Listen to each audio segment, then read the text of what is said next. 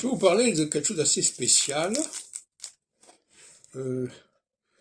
J'ai publié, il paraît en 87, un ouvrage en anglais à partir d'un colloque que j'avais organisé avec Patrick Curry au Warburg Institute en 84. Et il y a un article de ma part qui est assez long, et qui n'a jamais été d'ailleurs traduit en français, si on peut dire, en tout cas retraduit en français, qui s'appelle The Revealing Process, etc. Alors, ce qui nous intéresse ici, c'est la bibliographie. Une bibliographie qui est assez étrange, en vérité. Elle est assez étrange parce que elle comporte une mention me concernant, dans ma propre bibliographie.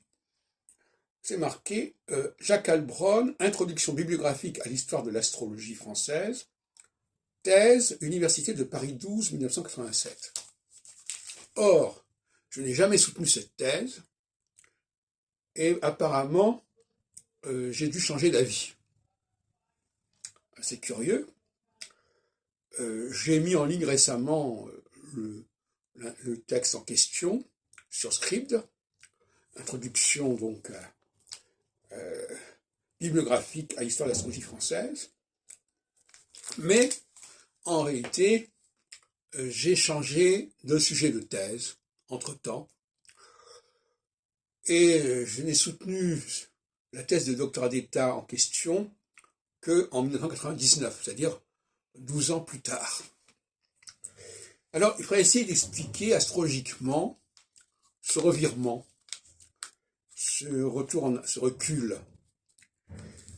Et je voudrais expliquer à travers mes travaux récents sur les phases équinoxiales et solsticiales et comment elles sont vécues par les gens qui sont plutôt équinoxiaux ou plutôt solsticiaux. En 1987, on était entré depuis peu dans une phase solsticiale. Et dans une phase solsticiale, les équinoxiaux, comme moi, ne sont pas très à l'aise. Et ils ont tendance à prendre du recul et à se mettre un peu en retrait. Ce qui explique d'ailleurs un autre projet intéressant, qui a suivi un peu le même sort. C'est l'ouvrage de Robert Ben Asra, paru en 90, répertoire chronologique nostradamuque, que j'ai fait paraître chez Trédaniel, alors que moi-même j'avais des travaux sur Nostradamus. Et donc j'ai préféré laisser la place à mon ami Ben Asra, alors que j'avais des réserves sur son propre travail. Et d'ailleurs le titre même, répertoire chronologique nostradamuque, que j'avais choisi, le montre bien, à savoir que je pensais qu'il y avait beaucoup de doutes sur les éditions des Centuries. Voilà, donc ça c'est 90, 89, 90, l'autre c'est 87, 88, et donc dans les deux cas, il y a un recul, une mise en retrait de mes propres travaux, et on pourrait le dire aussi d'ailleurs pour d'autres choses. Par exemple, je travaillais à l'époque sur des thèses de linguistique